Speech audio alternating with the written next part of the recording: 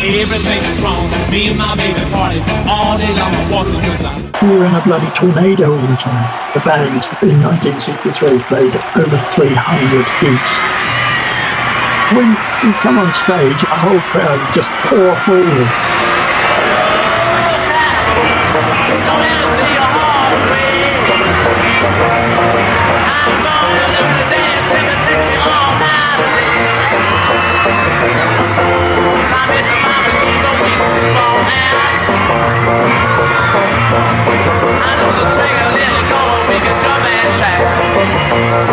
Brian Jones, a musical pioneer and versatile instrumentalist, served as a profound source of inspiration for the Rolling Stones during their formative years. What were you doing before you joined? Well, just sort of bumming around waiting for something to happen, really. I had quite a few jobs and I was trying to get a band going, but it was unsuccessful until I met up with Mick and Keith, and then that was a successful band. money too. I just wanna make love to you, baby. Love to you. Do you think that perhaps the general public started getting maybe a little bit tired of the Beatles and looked for something new? No, I don't know about that. What could you say to a thing like that? Things started happening for us. Well, why did they start happening? I don't really know. Something sort of chemical reaction seemed to have happened somewhere. Wherever I go.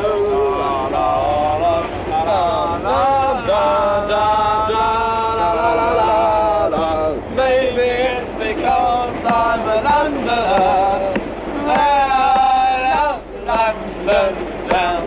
Of course, you have to talk about Andrew Oldham, who'd been working for Brian Epstein with the Beatles.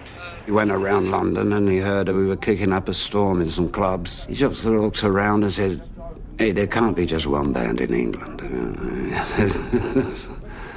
Andrew wanted to make the Rolling Stones the anti-Beatles. So if you've got heroes, you've got an anti-hero. Like in a movie, you've got good guys and bad guys. Andrew decided that the Rolling Stones were the bad guys. It wasn't just an accident. He thought the Rolling Stones would suit that image. It helps to have people that go along with it or will fit the bill.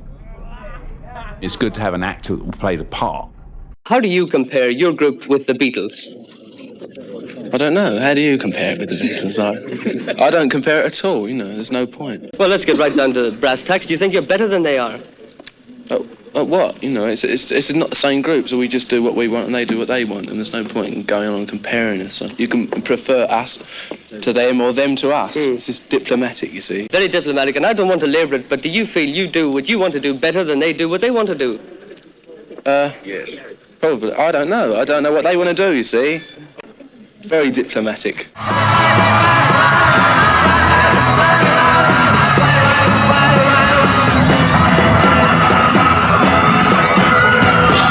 I think between Mick, Brian and me, we had a feeling that the idea to put a band that was a little less show business was exactly at the right time. Love to you, babe. Love you.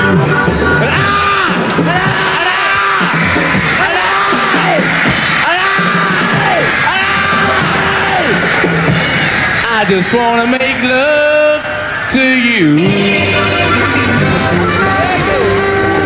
Would you know why England became the pop center? It just happened that England had the right type of sound and the right sort of visual image that the kids over the world wanted at that particular. His innovative spirit and diverse musical talents laid the groundwork for the band's early success. The rise to popularity in London, well, the rise to popularity in the world was very short. When you saw those crowds growing every week, you knew that you were striking a bell somewhere, and that something was happening.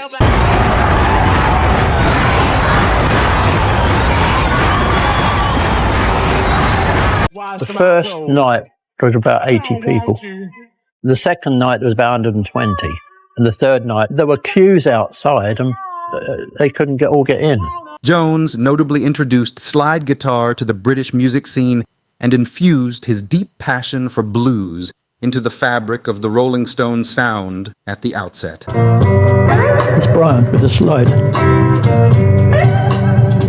See, he's doing it. Brian was a very clever musician. He played bottleneck guitar, electric, and nobody did that. Well, except in America, but I mean, nobody did it in London. He'd had more experience, I think, in playing. So he had some level of musical accomplishment that really Keith and I really didn't. He was brilliant. He was a brilliant musician. He shocked everybody with the quality of his playing. We all dedicated ourselves to the band, and Brian more so than anybody else because it was his band in the beginning. His contributions, particularly in the band's nascent stage, significantly enriched the singles that propelled the Rolling Stones to the summits of the pop charts. Rock on.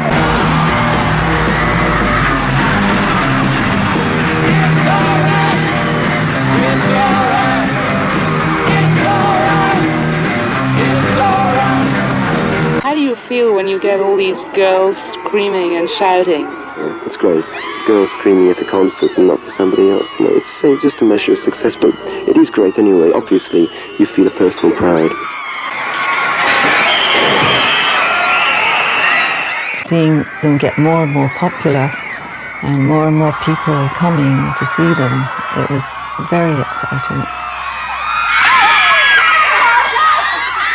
Beyond his musical prowess, Jones's distinct fashion sense and iconic hairstyle captivated audiences of all genders, influencing bands on both sides of the Atlantic.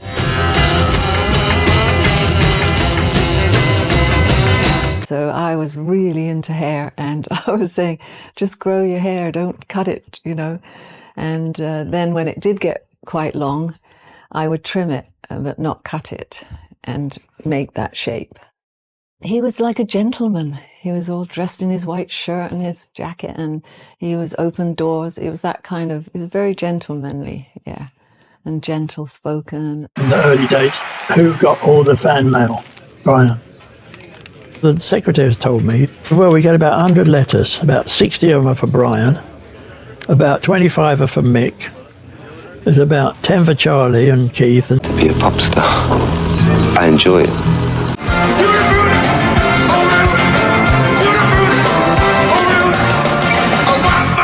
Born on February 28, 1942, at the Park Nursing Home in Cheltenham, Gloucestershire, he hailed from a well-off middle-class family. Brian came from a fairly well-to-do middle-class family, and he proved to be something of a character. Cheltenham is, people sort of said at the time, or people have said since, that it was a sort of stage place, but it never was. There was plenty to do, and there was, the typical rock scene that there'd been with the Teddy Boys and rock and roll in the sort of coffee shop era, and there were plenty of coffee shops and little cafes and, plenty going on. Jones received his education at a prestigious junior school and later secured a spot at a local grammar school, where he demonstrated exceptional academic performance. I used to learn piano and clarinet. I used to play clarinet, and thank you. And I lost interest in the clarinet because I became very sort of involved in musical studies, and I lost a lot of interest because I think I was getting in a rut. I was getting too involved. Cannonball Adderley was Brian's real favourite, Which became an absolute religion with him. He played the piano quite nicely. He'd had quite legitimate lessons from a very good teacher. His parents wanted him to be a classical musician. So, when he discovers jazz and at the age of 14 starts playing saxophone. But all the time his fanaticism for jazz music was coming to the fore. It was a great disappointment to us and a source of considerable anxiety when he became so wrapped up in his love of jazz music that in spite of everything we could do or say, he went off and did it. And I became interested in jazz and rhythm and blues eventually, and gradually worked around playing with the Rolling Stones. Shut up. Brian had immense opposition from his father. His dad didn't like him trying to be a musician.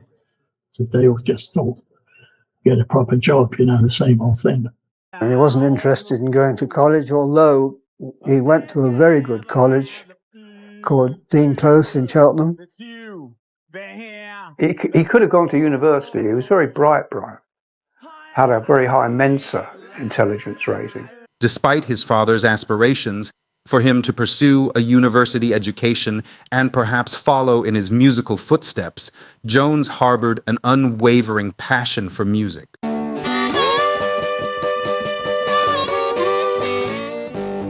We were both interested in jazz and blues, but blues came on much stronger after that. To start with, it was jazz. Around the age of 16, Jones's musical journey took a decisive turn when he encountered a Charlie Parker record, prompting him to request a saxophone from his parents. He was getting into the blues because he'd heard the old stuff like Lead Belly, and I had a record with Elmore James on it, which is, something that really grabbed him from the first time he heard it. However, his musical interests continued to evolve, leading him to receive an acoustic guitar for his 17th birthday. And I started to play the guitar, and sort of gave me sort of a new feel musically. After opting out of university, Jones explored various job opportunities before attending a Chris Barber Band concert in 1961. One of the people he used to go and see in the early days was Alexis Korner, who's often called the father of rhythm and blues in England at that time, where he was exposed to a blues segment featuring Alexis Korner. This experience ignited Jones's fascination with blues music, inspiring him to delve into slide guitar practice while immersing himself in the sounds of Elmore James and Robert Johnson records. He's billed himself as Elmo Lewis, who has learnt to play slide guitar. He's found a piece of metal that he can put on his finger, and he can therefore emulate the sounds of Elmore James and others. After the performance in Cheltenham, Brian came up to me together with a friend of his. I gave him my address and phone number and everything, and he used to appear and sort of sleep on our floor and come round the odd clubs if I was playing anywhere. Brian sat in. He played with Alexis at the Evening Club on several occasions. He was really in the forefront of British blues, and he also played with a guy called Cyril Davis, who had Cyril Davis All-Stars. And these were real pioneers of British blues. And it was when Alexis Korner starts a club in Ealing in West London in April 1962. Alexis took to Brian. He sort of, right from the beginning, he thought he was a very accomplished guitarist. He was very influential on Brian because, he became a father figure, I thought. And he started to make real plans then for going to London. Jones soon found himself hitchhiking to London, where he frequented the Ealing Blues Club and occasionally joined Alexis Korner's band on stage. It was during one of these sessions that Mick Jagger and Keith Richards witnessed Jones's remarkable slide guitar performance of Elmore James's Dust My Broom, and were impressed by his talent. Mick, Keith and myself went down to the Ealing Club, and I think it may be the second or third week we went there, we saw Brian Jones play on stage, and we were just knocked out with his playing. I mean, the thing with Brian is he played amazing slide guitar, and we'd heard people like Elmore James, on record, and here was a guy actually doing it for real, for live in Ealing, which was amazing. And so we went and talked to him. And Brian invited Mick to go and sing with his band, at which point he asked me if I could play bass, which I'd never done. That was it, really. The Rolling Stones were born. Brian, Brian, how long have you been with the Rolling Stones? Are you one of the original members? Yes, one of the original members. What were you doing before you joined? Well, just sort of bumming around waiting for something to happen, really. I had quite a few jobs, and I was trying to get a band going, but it was unsuccessful until I met up with Mick and Keith, and then that was a successful band.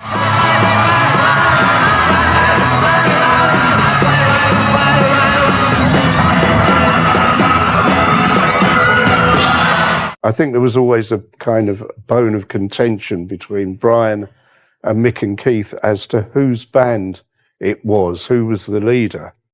Because Brian because of, starting his other band, sort of thought, well, it was his band. Whereas really what it was a kind of amalgam of the Brian Jones, Brian's band, with Mick, Keith and myself from what we had called Little Boy Blue and the Blue Boys. I, after a while of doing this, decided that I didn't want to play bass anymore. I really wanted to play guitar. And so I left. When Brian advertised for a band, he chose every single person to come into his band. Well, let's recap on the Rolling Stones. How did you all get together in the first place? Actually, I answered an advert for a bass player, that's all. But the rest of them got together individually in jazz clubs and formed a sort of a group. How long ago was that? 2 years. And what were you doing when you answered the advertisement? Engineering, actually. Brian did everything. He wrote to the music papers. He discussed things about the origins of what is actually the blues and what is R&B. There's all those letters and things. I've got copies of them.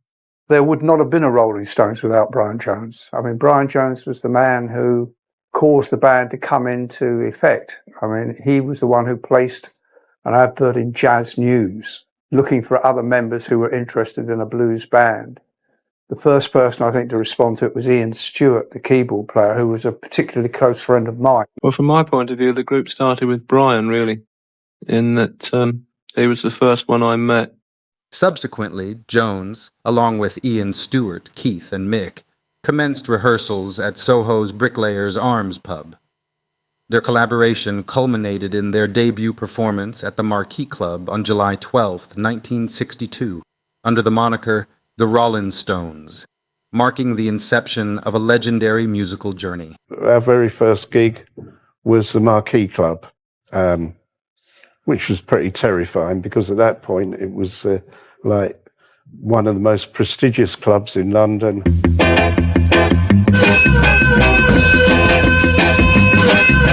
Well, can you think back to your first engagement? Where was that? Marquee, Oxford Street, London. And may I ask how much you got paid for that assignment? 20 quid, which was good because 6 months later we were still working for 10.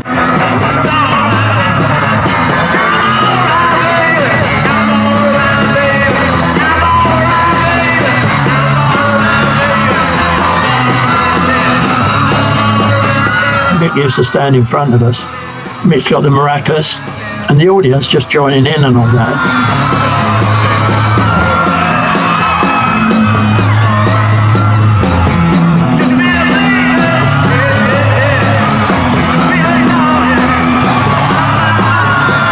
It just got right into your body, and it was like a tribal gathering.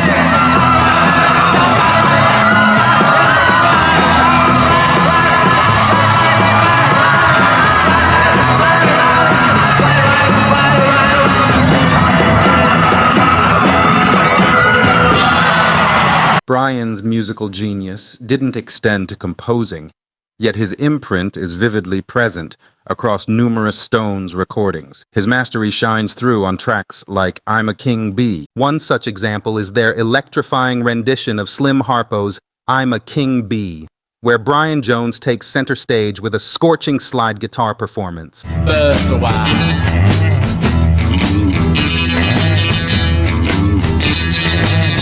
We wanted to do a blues, and everybody said, don't do it because you'll destroy your career.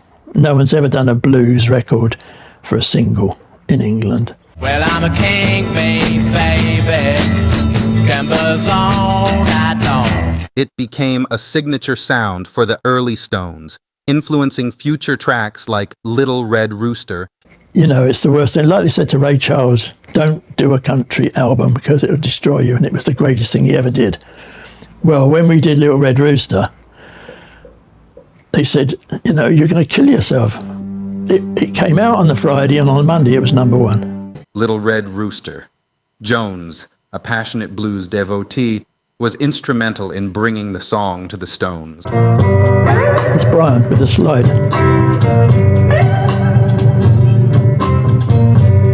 See, he's doing it.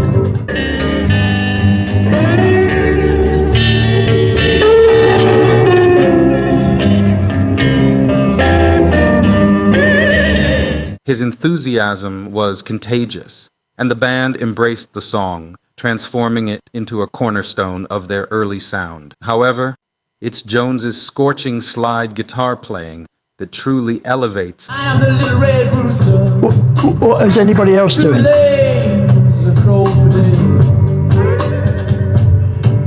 He's making the song. Little Red Rooster, using a bottleneck or slide to create a wailing, expressive tone, Jones injects the song with a soulful urgency that mirrors the rooster's defiance.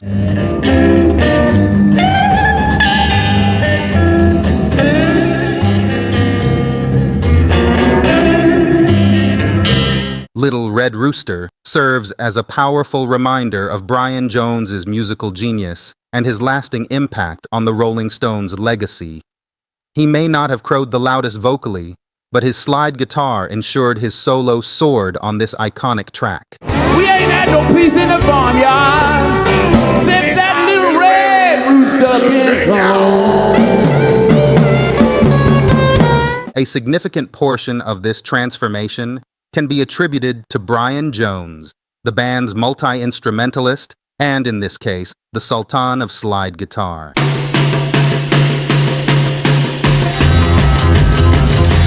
Paint It Black is a psychedelic masterpiece. I see a light across. Its haunting melody, driving rhythm, and Mick Jagger's brooding vocals have cemented its place as a timeless rock anthem. I see a red door and I want it painted black. However, beneath the song's dark exterior lies a crucial contribution from Brian Jones, the band's multi-instrumentalist whose role is often overshadowed. Say hi to Brian. Brian is one of the writers of most of the things, right? No, I'm not actually. Well, I'm not really a writer. Better ask about writing songs. Better address those questions to Mick and Keith, because they'll tell you more about it. Oh, and talk to Keith and to Mick. Oh, yeah. These are the two that are supposed to be all the writing talent. You fellows get together and do most of the writing, right? Yeah, that's right. Yeah, that's a lot of it. Some of it. While Mick Jagger and Keith Richards are credited as songwriters for Paint It Black, the song's origins lie in Brian Jones's experimentation. During the Stones' initial sessions for Aftermath at RCA Studios, their pianist and road manager Ian Stewart managed to get Brian his own sitar. Soon after, a fortuitous encounter with sitar virtuoso Harihar Rao led Brian to become his student. I met him in a club in New York, Brian recalled. Hari taught me how to play the sitar. He studied under Ravi Shankar for 12 years, yet he still considers himself a student. These people dedicate their lives to the instrument. I see a red door and I want it painted black. While Brian hadn't mastered the sitar, he recognized its potential within the Stones' music. I love the instrument, he said. It offers a new range if you incorporate it into your music. It operates on completely different principles from the guitar and opens up new possibilities for a group in terms of harmonics and everything.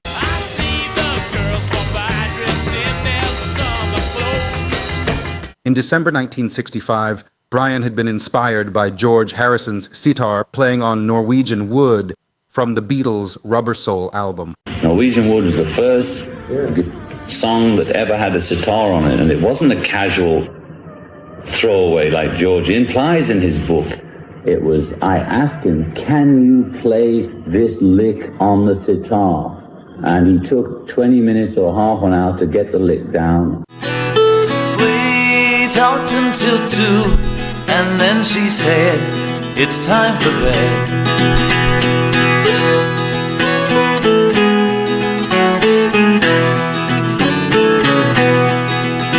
As the Stones explored the Eastern influences in Paint It Black, Brian skillfully used the sitar, playing the vocal melody in the verses and providing the song with its distinctive and ominous intro riff.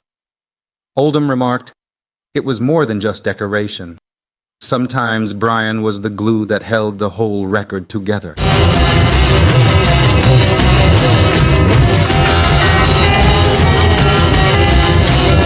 This improvisation, fueled by the sitar's unique droning sound, became the foundation for the song's now iconic melody.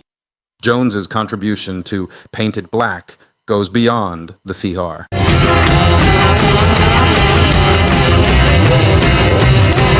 Despite his substantial contributions, Jones was not credited as a songwriter for Paint It Black. This remains a point of contention among some fans who argue that Jones's role in shaping the song's core melody deserves recognition. Bass pedals. This Brian. Paint It Black hit the shelves a month after Aftermath, making its debut on May 7th in the US and on the 13th in the UK, quickly rising to the top of the charts in both countries.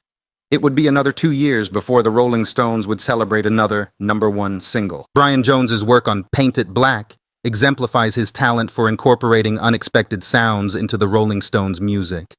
The sitar's haunting melody became a defining element of the song, pushing the boundaries of rock and roll and paving the way for further experimentation within the genre.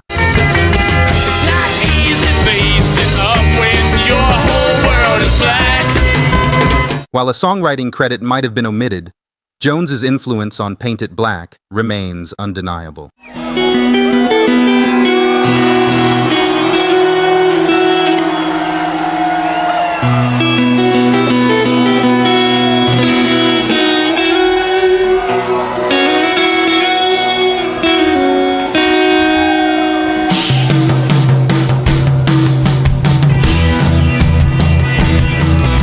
His contribution serves as a testament to his enduring legacy as a creative force within the Rolling Stones. And then one time when we sat around on the floor, we played in a circle, playing No Expectations.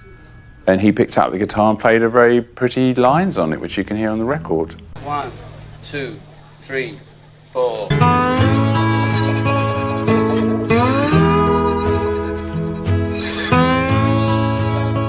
The Rolling Stones' No Expectations, a melancholic gem from their 1968 album Beggars Banquet, holds a special significance in the band's history. Not only does it capture a shift in their sound towards a more introspective and psychedelic direction, but it also marks one of Brian Jones' final significant contributions to the group before his departure.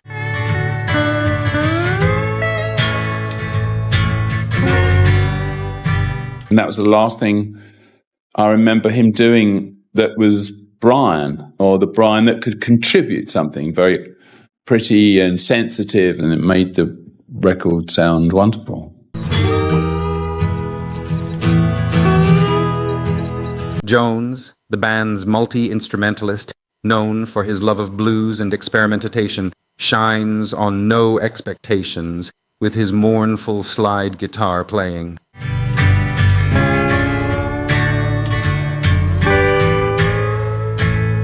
This technique, where a bottleneck or slide is used to create a wailing, expressive sound, perfectly complements the song's atmosphere of disillusionment and longing.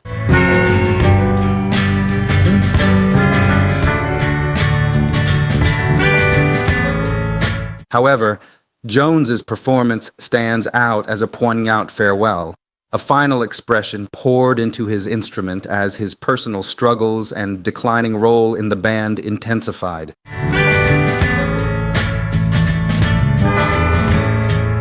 It became a turning point for the Rolling Stones, marking their foray into a more experimental and introspective sound. Yes, I want you leaving me. However, for Brian Jones, it serves as a bittersweet reminder of his immense talent and his crucial role in shaping the band's early years.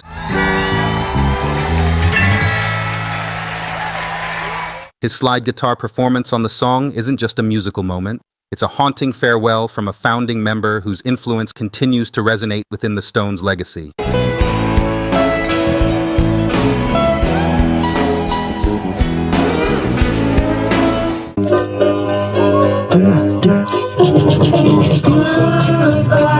He just finds a flute and he finds a little thing he can play on it. His versatility knows no bounds as he picks up the recorder for Ruby Tuesday. Or in the darkest night, no one knows. First time I'd ever heard that kind of music or felt that kind of feeling. It was just amazing. Yeah, a whole new feeling came over me that I'd never felt before. She would never say where she came from. The song's gentle melody and introspective lyrics resonated with fans and critics alike, becoming a #1 hit in the U.S. Goodbye, Ruby Tuesday. However, the story behind Ruby Tuesday goes beyond its chart success, and it's a story where Brian Jones, the band's multi-instrumentalist, plays a crucial yet often overlooked role.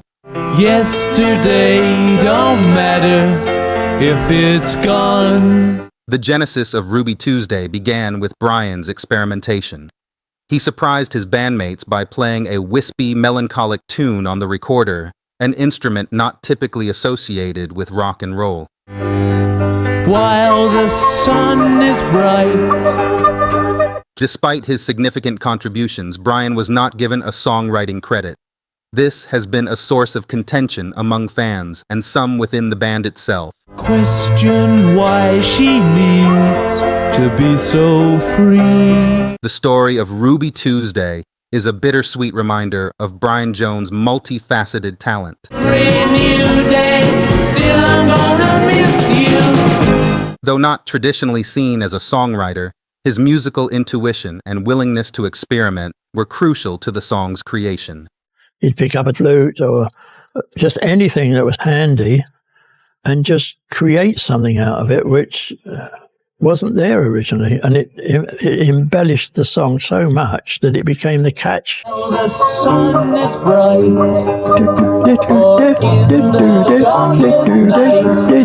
No one knows. Can you hear him? She comes and goes. Brian Jones' work on Ruby Tuesday showcases his versatility as a musician. He wasn't just a blues enthusiast, he was a player who embraced diverse instrumentation and sounds.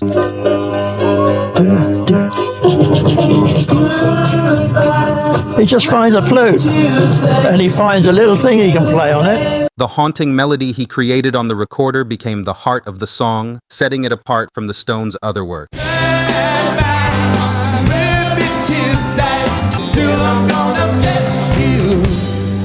While a songwriting credit might have been omitted, Jones's influence on Ruby Tuesday remains undeniable. Still I'm gonna miss you.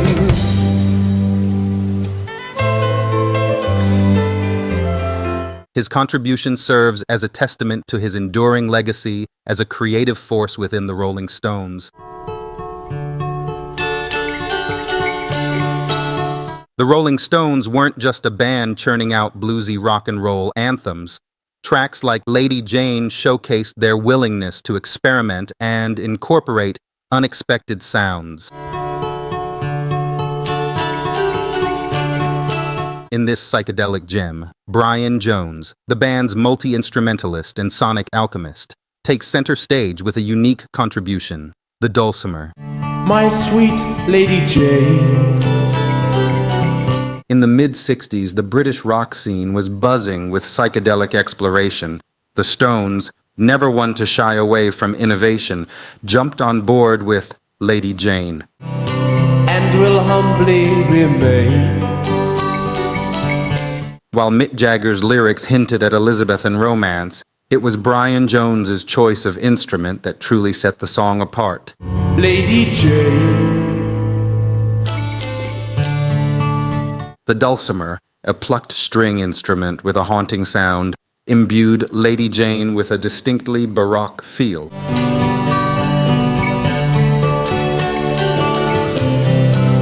Jones, known for his quick learning abilities, reportedly mastered the instrument just in time for recording.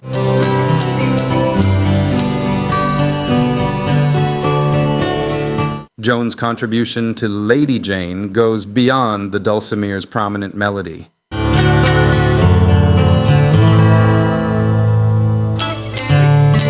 Lady Jane is not just a Brian Jones showcase.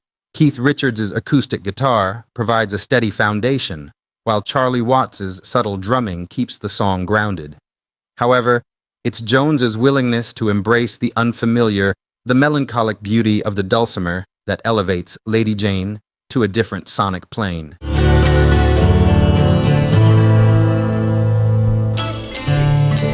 Brian Jones' work on Lady Jane serves as a testament to his boundless creativity and his crucial role in pushing the boundaries of the Rolling Stones' sound. He wasn't just a guitarist. He was a musical explorer who dared to incorporate unexpected instruments into the band's music.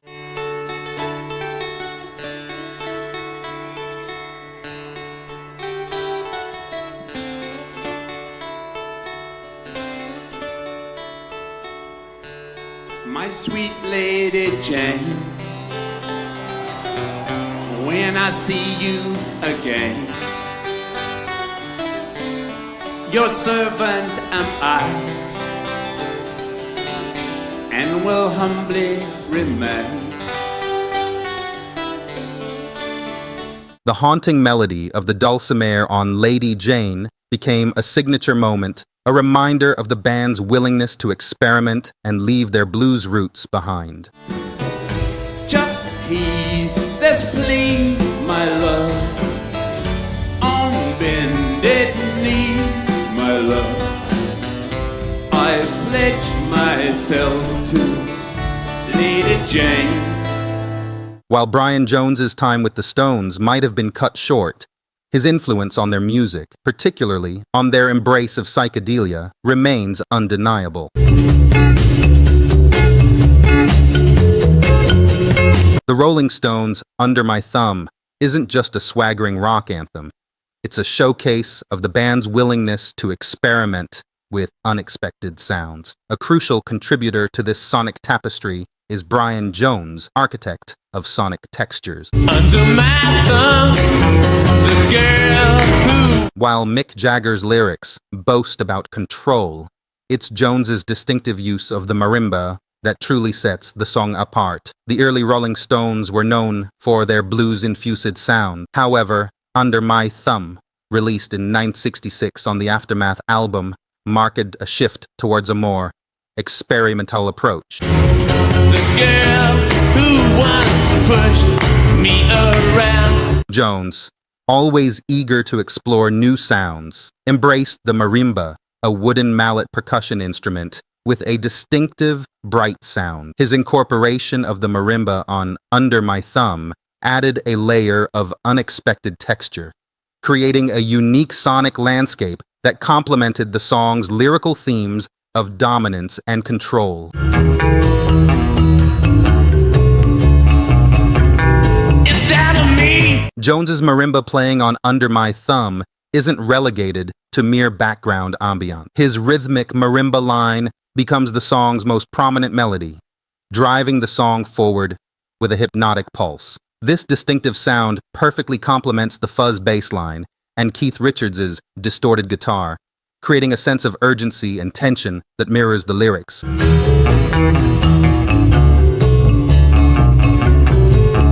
Of course, Under My Thumb isn't a one-man show. Mick Jagger's vocals ooze with bravado, while Keith Richards' guitar work provides a layer of rock and roll grit. Charlie Watts' drumming keeps the song grounded, and Bill Wyman's bass line adds a low and growl. Under my thumb. It's all right. Brian Jones' work on Under My Thumb.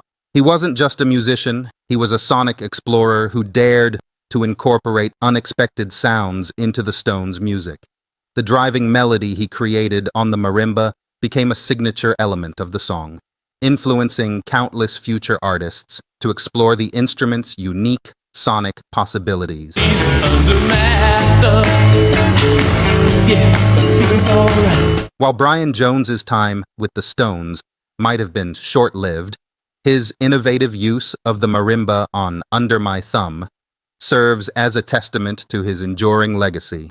It's a reminder of his boundless creativity and his crucial role in pushing the boundaries of the Rolling Stones' sound. Blow away, Dandelion. Brian Jones, the Rolling Stones' multi-instrumentalist, played a key role in shaping the sound of their whimsical pop hit Dandelion. 1 o'clock, 2 o'clock, 3 o'clock, 4 o'clock, 5. While Mick Jagger takes center stage with vocals and Keith Richards provides backing vocals, it's Jones's instrumental contributions that add a unique layer of texture to the song. Little girls and boys come out to play. Jones's most prominent role in Dandelion is with the mellotron. This early keyboard instrument, known for its distinctive sound samples, provided the song's memorable melody. Jones crafted a rissing melodic figure that stands in beautiful counterpoint to Nicky Hopkins' descending harpsichord line, creating a sense of both playfulness and complexity. While the mellotron is the most recognizable of Jones's contributions, there's more to his story on Dandelion. Some sources claim he also plays the saxophone on the track, adding another layer of texture to the arrangement. This would be a return to his roots, as saxophone was actually the first instrument he ever learned.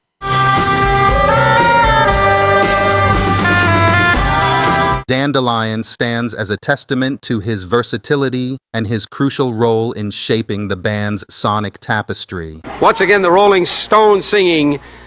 What is the title of this? It's called Not Fade Away. The Rolling Stones' Not Fade Away is a high-octane rock and roll anthem, a cover song that quickly became a staple of their early live performances.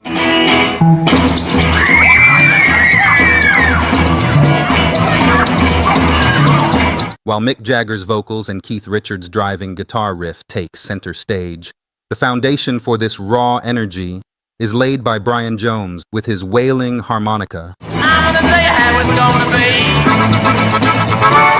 You're gonna give your love to me. Brian Jones was the driving force behind the Stones' embrace of blues music. His admiration for artists like Muddy Waters and Little Walter directly influenced the band's early sound.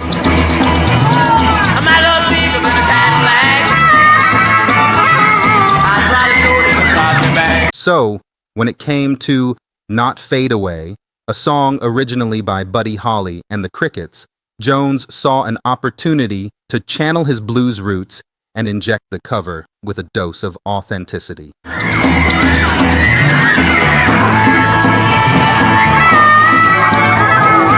His ability to breathe life into the blues through his harmonica playing helped shape the band's early identity and solidify their place as one of the leading rock and roll forces of the 1960s.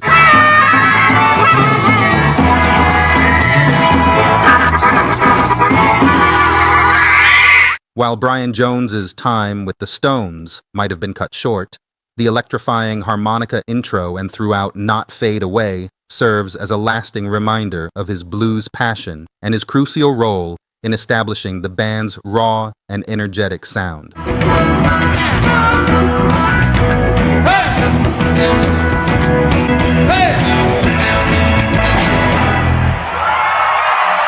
Brian Jones's harmonica work on Not Fade Away transcended the song itself.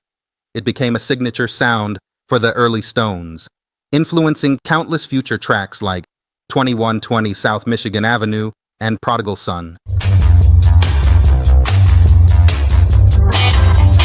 The Rolling Stones' instrumental 2120 South Michigan Avenue might be a short and seemingly straightforward track, but it holds a significant place in the band's history. This high-octane blues jam served as a showcase for the raw talent of Brian Jones.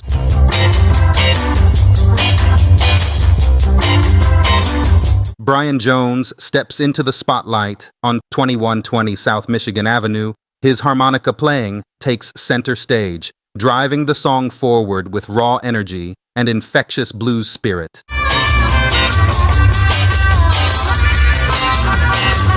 Jones isn't just playing notes.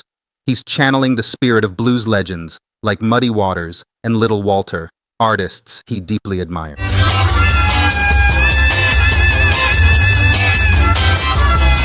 "2120 South Michigan Avenue" might be a brief instrumental track, but its impact is undeniable. It serves as a testament to Brian Jones's talent as a harmonica player and his deep connection to the blues. 2120 South Michigan Avenue is more than just a song. It's a window into the Rolling Stones' early days. It showcases their reverence for blues music and Brian Jones's crucial role in shaping their sound. While his time with the band might have been cut short, his electrifying harmonica performance on 2120 South Michigan Avenue remains a lasting tribute to his talent and his enduring legacy as a blues champion within the Rolling Stones.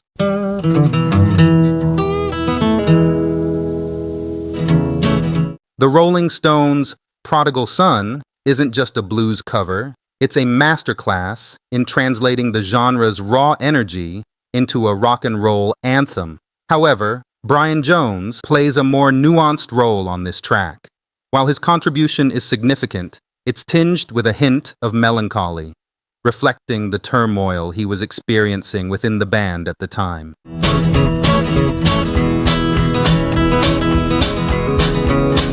Prodigal Son, a traditional blues song, was a natural fit for the Stones. Brian Jones, a fervent blues enthusiast, likely championed its inclusion. His love for the genre shines through on the recording, with his harmonica playing serving as a bridge between the song's bluesy roots and the Stones' rock and roll energy. Well, poor boy, too far spread, started down the road. Jones's harmonica on Prodigal Son is distinct from his usual wailing blues solos. Here he utilizes a more subdued approach, weaving in mournful phrases that complement the song's lyrical themes of regret and loss. This subtle melancholy might reflect Jones's own struggles within the band. By 1968, when the song was recorded, his declining influence and personal issues were starting to take a toll. Started down the road, all he had started down the road. However, Jones's harmonica adds a layer of depth, hinting at the emotional undercurrent beneath the song's raw energy.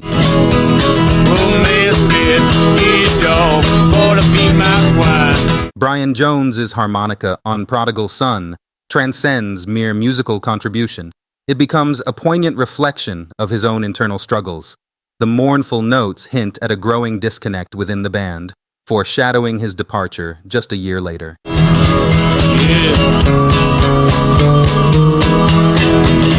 Prodigal Son serves as a bittersweet reminder of Brian Jones's enduring talent and his crucial role in shaping the Stones' early sound. While his harmonica playing might not be as flashy as on other tracks, it carries a deeper weight.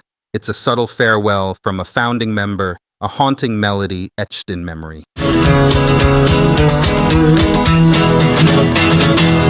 My ultimate aim in life was never to be a pop star. I enjoy it. What happens is that the lifestyle starts to choose you. That's the problem. The difficult decision to depart from the group he helped shape, seeking a new path for his undeniable talents. Let's face it, the future as a Rolling Stone is very uncertain.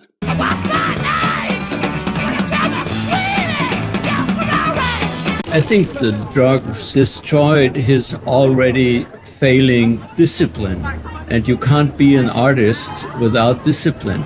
Brian took too many drugs of the wrong kind, and he wasn't functioning as a musician. Brian was in a really bad shape, and that he was, begging to see me, and that he wanted to talk to me. It was about 3 weeks before he died. He told me that he asked Mick to help him, to take him to an hospital because he knew that he was really, going, he didn't say die, he was going to die, but he knew that he was in such a bad shape that he couldn't, go on like this alone. And Mick just told him to fuck off, Keith too.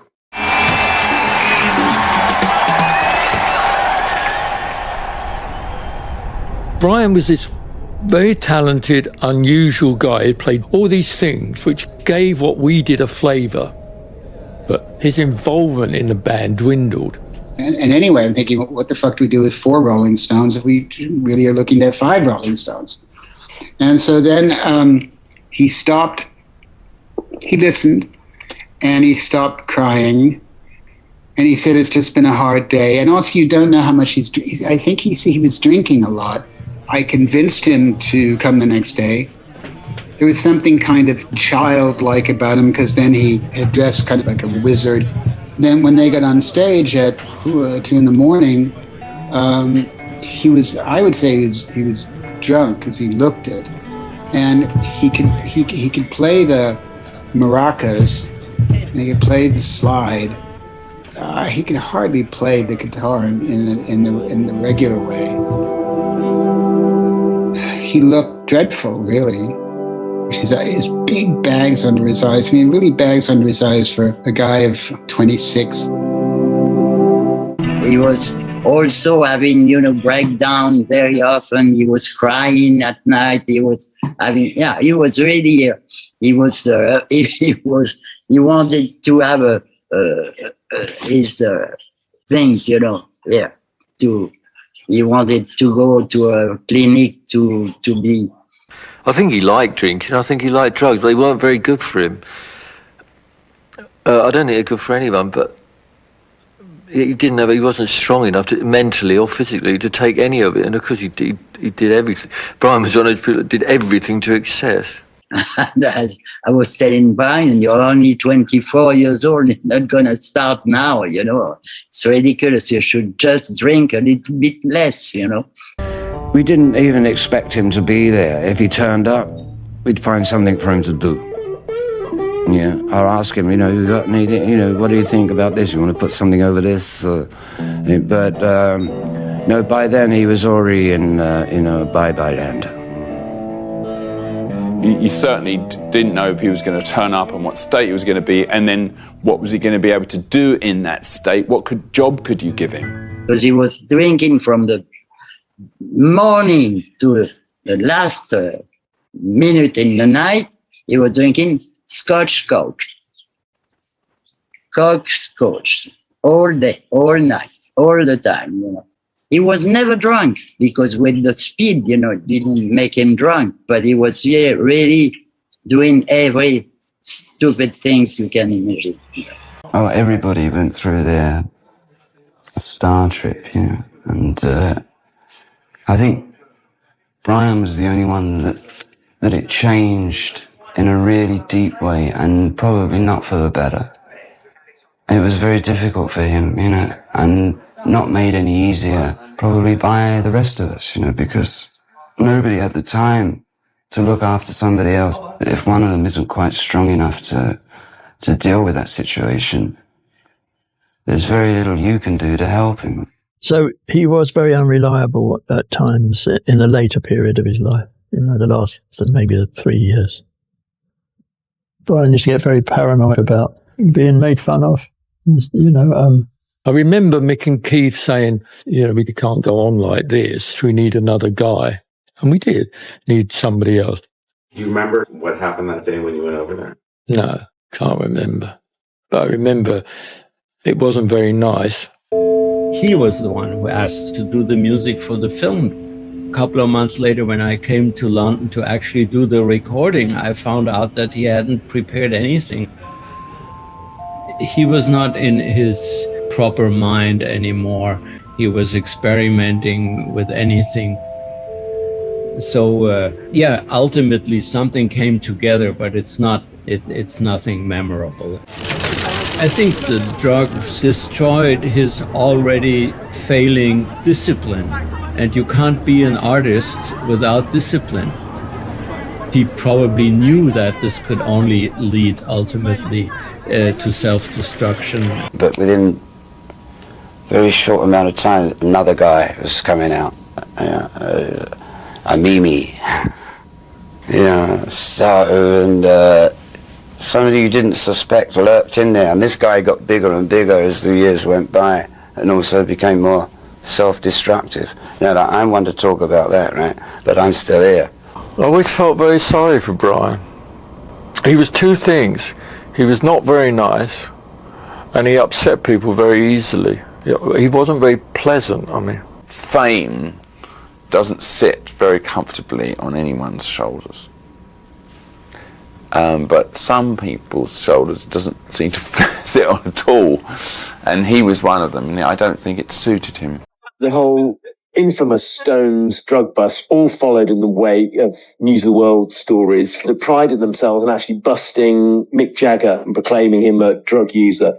The problem was it wasn't Mick, it was Brian. Brian and I were busted. They saw that if they could get Mick and Keith, then if they could get Brian, that would be the end of the band. He was terribly worried that his folks would think ill of him because, you know, he'd been a bad boy throughout his teenage years. And now he was a successful musician and suddenly there was this disgrace. You know, it was mortifying to be dragged into this thing. He was very worried about what his parents might think. I was at Robert Fraser's Mount Street apartment, and he knocked like a ping pong ball everything as he crossed the room. You know, he sort of bounced away. He was in a horrid state. He came to see me at Paul McCartney's. He was again in a horrid state, and he was convinced Mick and Keith were picking on him and so on and so forth. It was a very, very difficult decision to make. This is someone that you spent the beginning of the band with, and I mean, it was horrible. It was very important to us, the fact that we were going to go back out on the road behind a new record, that we resolved this thing with Brian. So Mick and I had to go down and sort of tell Brian, virtually like, hey, cock, you're fired.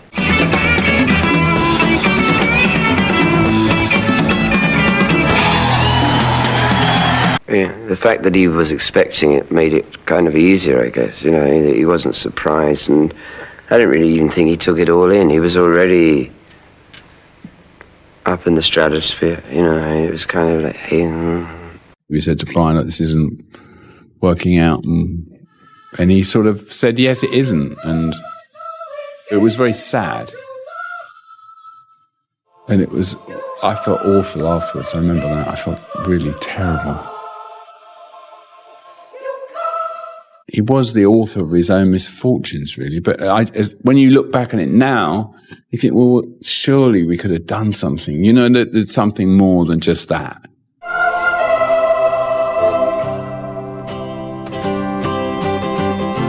Tragically, on July 3rd, 1969, at the tender age of 27, Brian's promising journey came to an abrupt end when he drowned in the swimming pool of his new residence in Ashdown Forest, Sussex. At midnight, Jones went for a swim with his Swedish girlfriend, Anna Volin, and another friend, Mr. Frank Thorogood.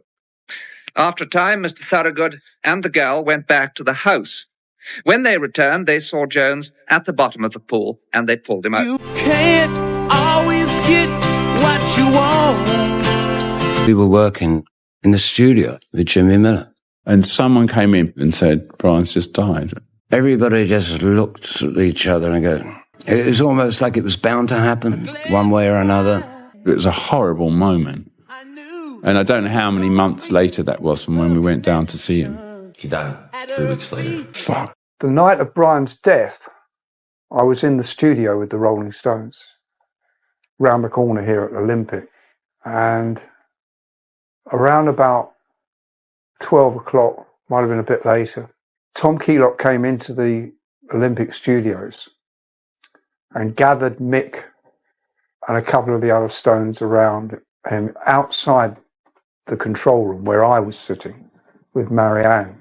Finally, Marianne went out, was called out there and went into a huddle, and I think Tom put his arm around her, and she came back in, she was in tears, and she told me that Brian had drowned in the swimming pool that night, and they thought that he got into difficulties because of his asthma. You can't always get what you want. We were stunned when he died, and stunned that he was drowned because he was a strong swimmer. You know, it doesn't hit you straight away. I mean, I think my first reaction was, oh, Brian, for all of the things we've been through, it's, you know, you don't have to croak over it, you know, I mean. Was there a reason you didn't go to his funeral? It was going to be too much of a circus. And anyway, I never went to my mother's funeral or my father's, who didn't have one. We're like that in my family, you know. My dad is now an oak tree. Put his ashes, and there's an enormous oak tree growing, and every year he gets a little bigger. And my mum, she said, "Oh, don't make no fuss over me, boy. I promise I'll make no fuss, Mum." The combination of prescription pills, downers and the like, and alcohol damaged his liver and his heart. And it was very depressing, all that. I was extremely upset when Brian died. And the streets of Cheltenham were absolutely packed. And I mean packed. We weren't welcome at the funeral because they didn't want that kind of press attention, especially since it was strongly suspected when Brian died. We all thought that it was an OD of some sort.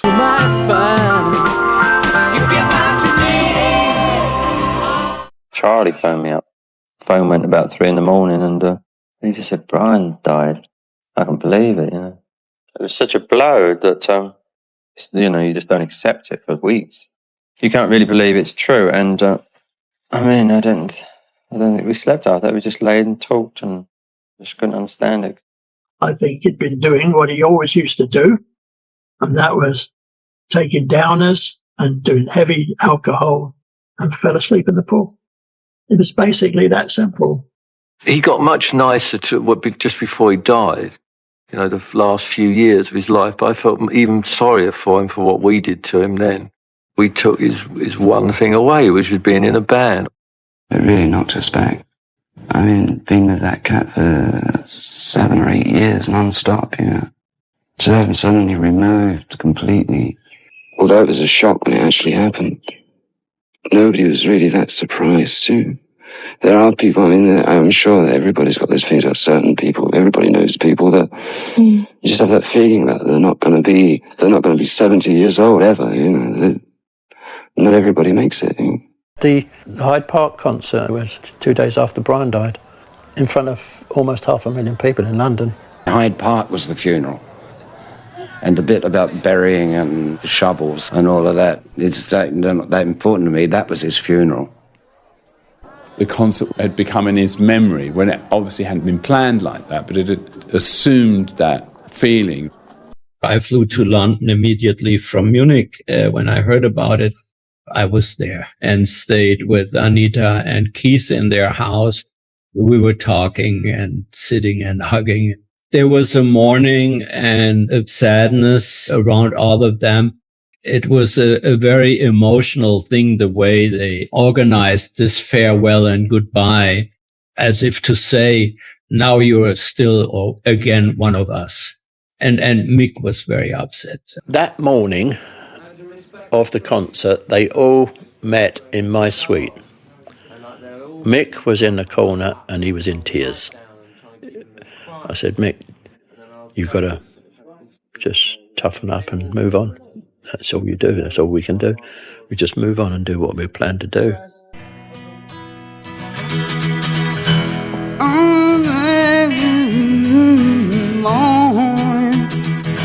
And I thought it was all a bit odd. And I questioned Mick a little bit about it. And I said, "Well, what happens now? What are you going to do?" And he said, "It goes on. It goes on." And I said, "Look, what goes on?" He said, "Everything." Oh, right. And everything did go on. Of course, they got Mick Taylor involved and did the Hyde Park concert. Peace. He is not dead. He does not sleep. He has awakened from the dreams of life. And then Mick read that appalling Shelley poem and stamped on some dead butterflies. And that was supposedly that. Knife. Invulnerable nothing. Brian was so sensitive, really, because Brian was so sensitive to everything, you know what I mean? I suppose there was a kind of feeling that I knew that if anyone was going to die, Brian was going to die. I mean, I always knew that Brian wouldn't really live that long, but he just really lived his life very fast. He was kind of like a butterfly. take me to the station. His untimely passing left a void in the music world, but his legacy continues to resonate through his timeless contributions to the Rolling Stones' iconic sound. You see Hyde Park covered in people instead of, the normal view, grass, and I hadn't been on stage for a year or so, and it was like, and sort of talk about, into the deep end, and let's try a club or two first. No, boom, Hyde Park, 500,000. And, but I think it was a good baptism of fire for Mick Taylor.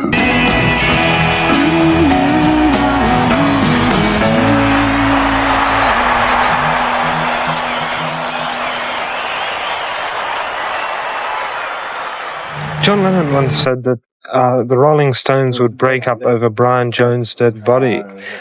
What do you think it is about the Stones that enable them to stay together?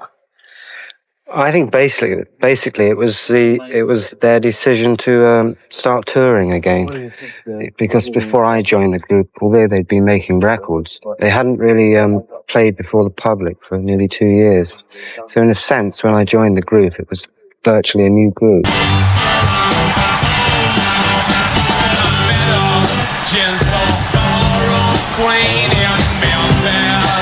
Well, I was 20, almost 21. I'd just finished a 6-week American tour with John Mayall.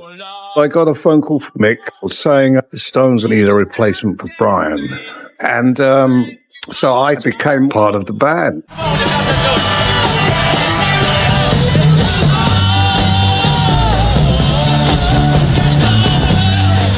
We were playing in stadiums that were, full. You sort of glanced back over the amplifiers and you could see the limousines bouncing, because the energy in the stadium was electric. To me, the real interest in playing guitar is to play guitar with another guy. 2 guitars together, if you get it right, it can become like an orchestra. And Mick Taylor is virtuoso.